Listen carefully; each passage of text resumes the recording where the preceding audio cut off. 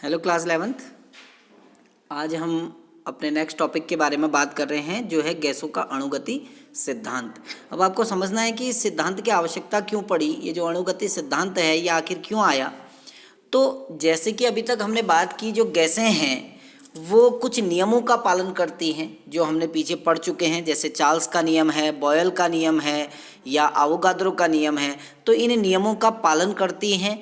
और तो इन नियमों का पालन क्यों करती हैं आखिर वो गैसें। जैसे हम कहते हैं कि जो गैसें हैं जब दाब लगता है तो उनका आयतन घट जाता है, वो संपीड़ित हो जाती हैं। पढ़ा है ना हमने, बॉयल के नियम में कहा कि दाब बढ़ाएंगे तो आयतन घटेगा हमारा। तो इन प्रश्नों का अगर हमको आंसर देना है, इन क्वेश्चन का आंसर देना है, तो हमें सबसे पहले गैस का जो व्यवहार है, उसका जो बिहेवियर है, उसके संगठन का, जो उसके छोटे छोटे कण हैं उनका क्या व्यवहार रहता है, उस बिहेवियर के बारे में पता होना चाहिए। यदि हमको उसके बिहेवियर के बारे में पता है तो हम इन नियमों की व्याख्या आसानी से कर सकते हैं। तो गैस का जो व्यवहार होता है, गैस के कणों का जो व्यवहार होता है वो माइक्रोस्कोपिक बिहेवियर होता है, क्योंकि गैस के कण बहुत छोटे होते हैं। और किसी गैस के सूक्ष्मदर्शीय व्यवहार, जिसको हम माइक्रोस्कोपिक बिहेवियर कहते हैं, उस सूक्ष्मदर्शीय व्यवहार का अध्ययन करने के लिए हमको अणुगति सिद्धांत की आवश्यकता होती है, जिसे जूल, क्लॉसियस, मैक्सवेल, बोल्ट्जमैन आदि बहुत सारे वैज्ञानिकों ने इस सिद्धांत का या इस नियम का प्रतिपादन किया। अब इस नियम की कुछ मुख्य अवधारणाएं क्या क्या हैं, देखिए यहाँ पर लिखी हुई है, मैं आपको एक्सप्लेन करके बता रहा हूँ। पहली अवधारणा जो बहुत सिंपल सी है वो ये कहती है कि किसी गैस, जो भी गैसें हैं आपकी, प्रत्येक गैस में बहुत ही असंख्य संख्या में छोटे छोटे पार्टिकल्स होते हैं, छोटे छोटे कण होते हैं, जिन कणों को हम अणु नाम देते हैं। यदि अक्रिय गैस है तो अक्रिय गैस के संदर्भ में हम इनको एटम्स कहेंगे, ठीक है ना, क्योंकि जो गैस है, गैस में बहुत सारे असंख्य अणु होते हैं और वो उनका आकार बहुत ही छोटा होता है, यानी माइक्रोस्कोपिक आकार होता है, जिसको हम बिना सूक्ष्मदर्शी के नहीं देख सकते हैं। दूसरा बिंदु जो बहुत इंपॉर्टेंट है, जहाँ से अणुगति सिद्धांत शुरू होता है, वो ये कहता है कि गैस के कुल आयतन की तुलना में प्रत्येक अणु का आयतन नगण्य होता है। अब देखिए, ये पहले सिद्धांत का ही दूसरा जो पहला पॉइंट है उसी को एक्सप्लेन किया गया है। ये कहता है कि गैस का कुल आयतन चाहे कितना भी क्यों ना हो, उसमें जो अणु हैं उस अणु का आयतन नगण्य होगा, यानी उन दोनों को हम एक दूसरे के सापेक्ष कंपेयर नहीं कर सकते हैं।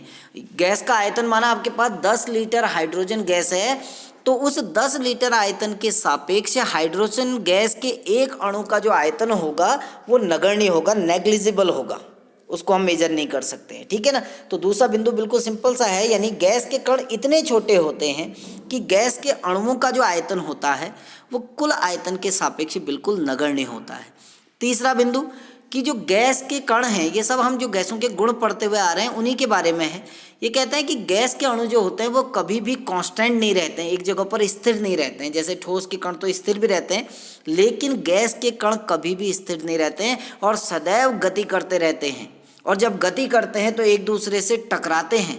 माना एक गैस का कण लेफ्ट हैंड साइड से आया, एक राइट हैंड साइड से आया, दोनों टकराए और टकराने के बाद उनकी दिशा बदल जाएगी, बदलेगी ना, क्योंकि दोनों कण टकराएंगे तो दोनों की दिशा बदल जाएगी, और दिशा बदलेगी तो कैसे मार्ग में गति करेंगे, जिग जैग मार्ग में गति करेंगे, यानी इनका मार्ग सीधा नहीं होगा बल्कि इनका मार्ग होगा टेढ़ा मेढ़ा।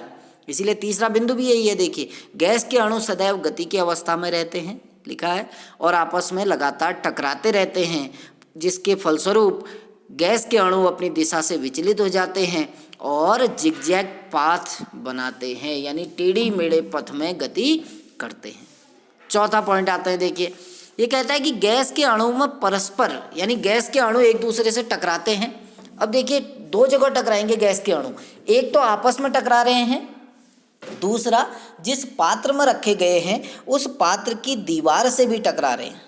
लिखा है ना, गैस के अणु, क्या लिखा है, गैस के अणु में परस्पर और पात्र की दीवारों के मध्य पूर्णतया प्रत्यास्थ टक्कर होती है। प्रत्यास्थ टक्कर का मतलब है एनर्जी लॉस बिल्कुल नहीं होता है, ऊर्जा की हानि नहीं होगी। ठीक है ना। जब गैस के अणु एक दूसरे से टकराते हैं, वो टक्करें पूर्णतया इलास्टिक होती है यानी प्रत्यास्थ होती हैं, और इस दौरान ऊर्जा का ह्रास नहीं होता है, यानी एनर्जी लॉस बिल्कुल नहीं होगा। केवल अणु अपनी ऊर्जा का रीअरेंजमेंट कर सकते हैं, पुनर्वितरण कर सकते हैं। जैसे दो अणु टकराए, मान के चलो एक अणु की ऊर्जा ज़्यादा है, दूसरे अणु की ऊर्जा कम है, दोनों टकराए तो ज़्यादा ऊर्जा वाले अणु ने अपनी ऊर्जा का कुछ भाग जिसकी ऊर्जा कम है उसको ट्रांसफ़र कर दिया, लेकिन एनर्जी लॉस नहीं हुआ, तब भी कुल ऊर्जा उतनी ही रही दोनों अणुओं की। तो ये बिंदु कहता है कि गैस के अणुओं के मध्य होने वाली टक्करें और गैस के अणु और पात्र की दीवार के मध्य होने वाली जो टक्करें हैं वो पूर्णतया इलास्टिक होती हैं, पूर्णतया प्रत्यास्थ होती हैं, अर्थात इस दौरान ऊर्जा की हानि नहीं होती है, केवल अपनी ऊर्जाओं का पुनर्वितरण कर सकते हैं। ठीक, अब हम आते हैं अपने फिफ्थ पॉइंट पे। पांचवा बिंदु जो है वो पांचवा बिंदु ये कहता है कि आकर्षण बल के संबंध में बताता है कि गैस के अणुओं के बीच में किस प्रकार का आकर्षण बल होता है। तो ये कहता है कि गैस के अणुओं के बीच में किसी भी प्रकार का न तो आकर्षण बल होता है और ना ही किसी भी प्रकार का प्रतिकर्षण बल होता है। अर्थात अब निष्कर्ष क्या निकला कि गैस के अणु फ्री होते हैं, स्वतंत्र होते हैं गति करने के लिए। ना तो आकर्षण बल है ना ही प्रतिकर्षण बल है, यानी दो गैस के अणुओं के बीच में किसी भी प्रकार का बल कार्य नहीं करता है, न तो आकर्षण ना ही प्रतिकर्षण, और इसीलिए गैस के अणु स्वतंत्र रूप से गतिमान होते हैं। ठीक हो गया। छठे बिंदु की ओर बढ़ते हैं। छठा बिंदु क्या कहता है? छठा बिंदु बताता है कि गैस के द्वारा दाब क्यों उत्पन्न होता है। जैसे हमने पहले कहा ना कि गैसें दाब डालती हैं, तो गैसें दाब क्यों डालती हैं?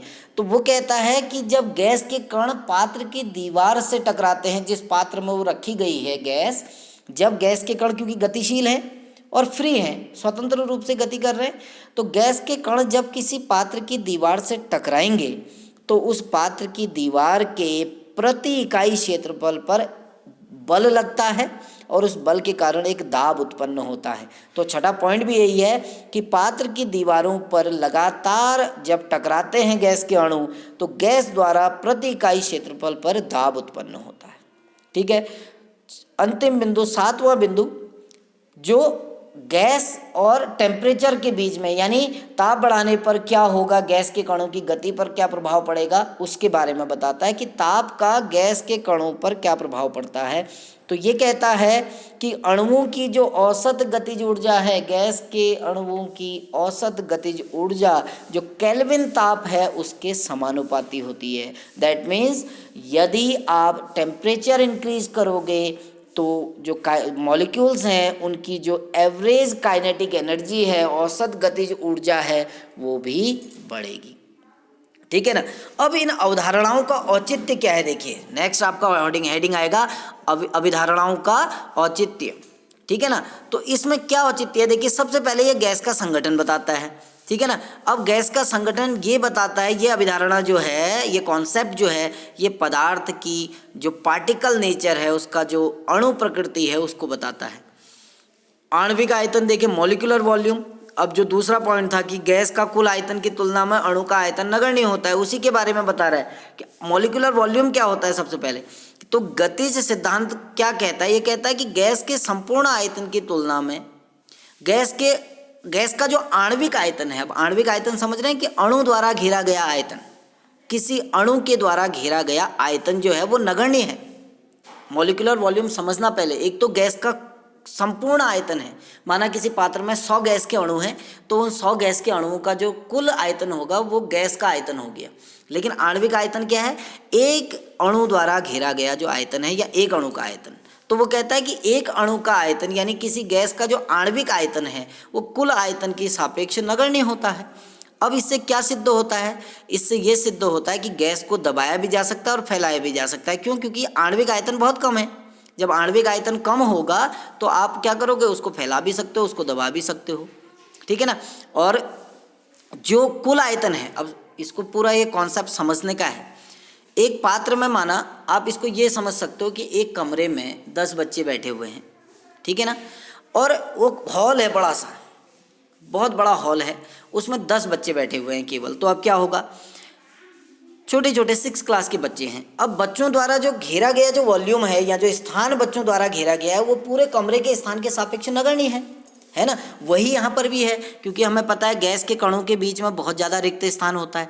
तो गैस का कुल आयतन का मतलब क्या है कि जो अणु है उनका आयतन और जो खाली स्थान है उसका भी आयतन। जैसे हम कमरे का आयतन कहते हैं ना, मैंने अभी हॉल का उदाहरण दिया, हॉल में 10 बच्चे बैठे हैं छोटे छोटे 6 क्लास के, तो अगर हम हॉल का कुल आयतन कहेंगे तो हम क्या कहेंगे, बच्चों द्वारा घेरा गया आयतन धन जो खाली बचा हुआ स्थान है उसका आयतन।